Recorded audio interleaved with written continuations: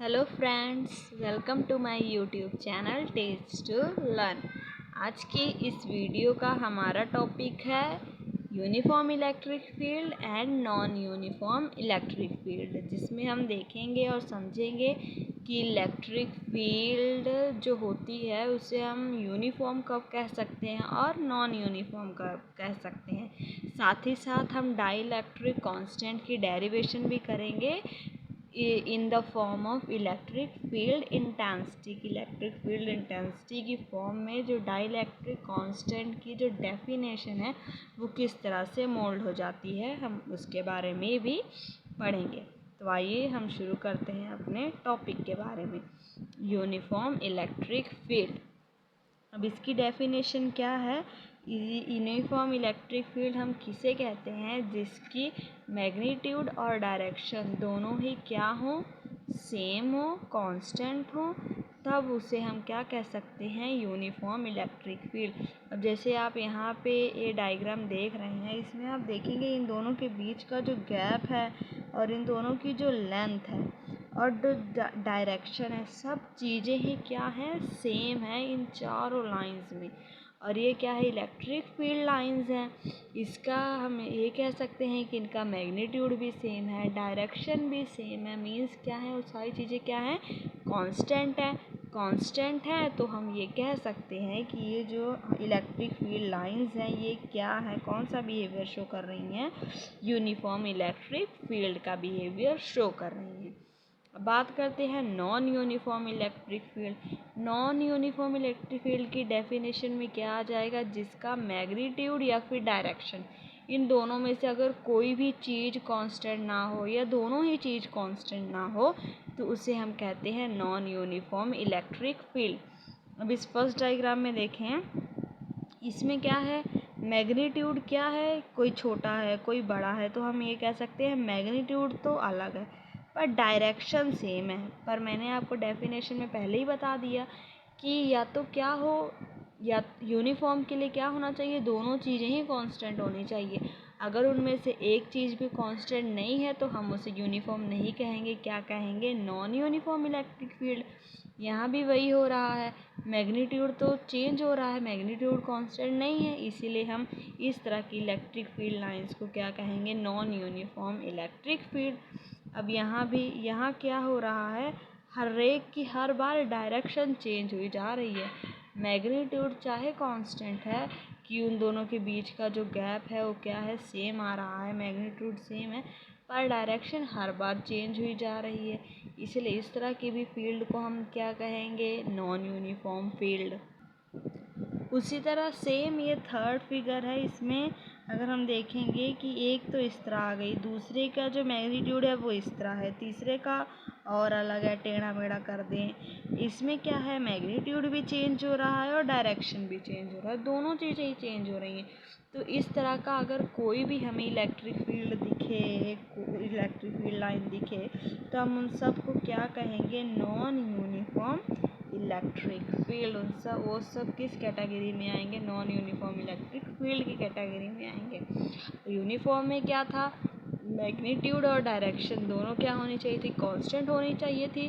पर non uniform में अगर मैग्नीट्यूड और डायरेक्शन दोनों में से कोई भी चीज़ चेंज हो रही है, कांस्टेंट नहीं है, तो वो किस में गिनी जाएगी, non uniform electric field. Second topic है, एक डेरिवेशन है ये डाइलेक्ट्रिक कांस्टेंट की in the form of electric field. इसमें हम ये देखेंगे कि इलेक्ट्रिक फील्ड के टर्म्स में डाइलेक्ट्रिक कांस्टेंट को हम कैसे डिफाइन कर सकते हैं। सबसे पहले हम लिखते हैं कि electric field due to point charge, जिसमें भी हमने क्या लिया है, एक पॉजिटिव चार्ज कंसीडर कर लिया है और पी पॉइंट पे क्या रखा है, एक पॉइंट चार्ज रखा है, जिसे हम यूनिट टेस्ट चार्ज भी कह सकते हैं। कहाँ पड़ा है, एट पॉइंट पी। तो उसके और वो कौन सी स्पेस में पड़ा है, फ्री स्पेस में। तो उस टाइम पे इस पॉइंट P पे due to this source charge क्यों कितनी इलेक्ट्रिक फील्ड एक्ट कर रही है, और वो r डिस्टेंस पे पड़ा है। हमें पता है इलेक्ट्रिक फील्ड E नॉट लिख लेते हैं फॉर फ्री स्पेस, कितनी एक्ट कर रही है, 1/4πε0 इंटू Q/r²। ये हो गई इक्वेशन नंबर फर्स्ट।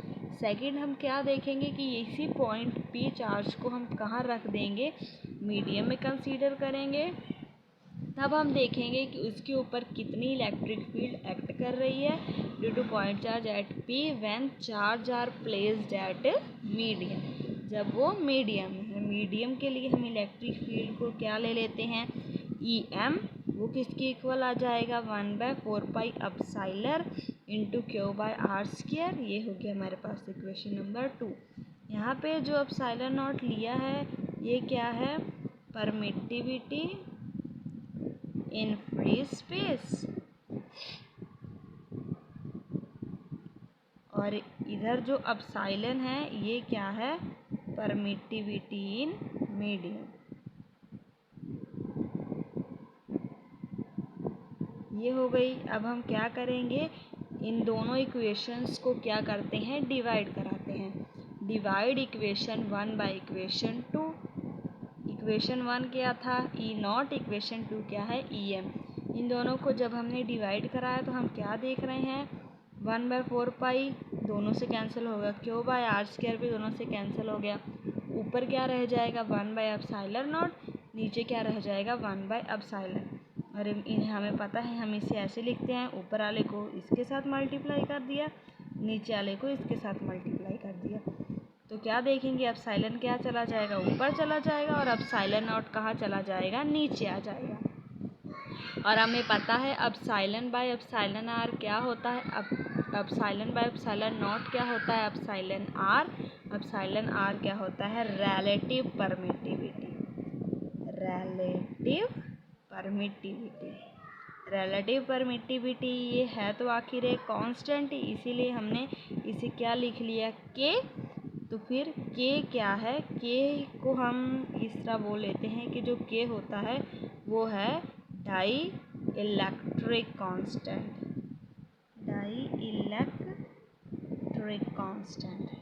तो डाई इलेक्ट्रिक कांस्टेंट किसके इक्वल आ गया, E0/EM। अब डाई इलेक्ट्रिक कांस्टेंट को हम डिफाइन कैसे करेंगे, dielectric constant of a medium is the ratio of electric field intensity due to charge in free space। E0 कौन सी value थी कि इलेक्ट्रिक फील्ड इंटेंसिटी चार्ज के ऊपर कब एक्ट कर रही है, जब वो कहाँ पड़ा है, फ्री स्पेस में पड़ा है। To the electric field intensity due to same charge, फिर उसी सेम चार्ज को हमने कहाँ रखा, एट अ सेम डिस्टेंस पे इन मीडियम में कंसीडर कर लिया। तो हम ये कह सकते हैं जो डाइलेक्ट्रिक कांस्टेंट है वो क्या होता है, दो इलेक्ट्रिक फील्ड इंटेंसिटीज़ की रेशो होती है। रेशो किस इलेक्ट्रिक फील्ड इंटेंसिटी की होती है, इलेक्ट्रिक फील्ड जब वो चार्ज कहाँ पड़ा है, फ्री स्पेस में, to the electric field intensity जब वही सेम चार्ज सेम डिस्टेंस पे कहाँ पड़ा हुआ है, मीडियम में। हमने यही किया था, पहले फ्री स्पेस में चार्ज को रखा r डिस्टेंस पे, फिर उसी सेम चार्ज को r डिस्टेंस पे मीडियम में रख दिया। तो जब हमने उसे डिवाइड कराया तो हमारे पास डाइलेक्ट्रिक कांस्टेंट की वैल्यू आ गई। तो हमने देखा कि जो डाइलेक्ट्रिक कांस्टेंट की वैल्यू है वो क्या होती है, इन दो इलेक्ट्रिक फील्ड इंटेंसिटी की रेशो होती है। उम्मीद है आप लोग को टॉपिक अच्छे से समझ आ गया हो। वीडियो पसंद आई हो तो इसे लाइक करें, मेरे चैनल को सब्सक्राइब करें। Thanks for watching my video.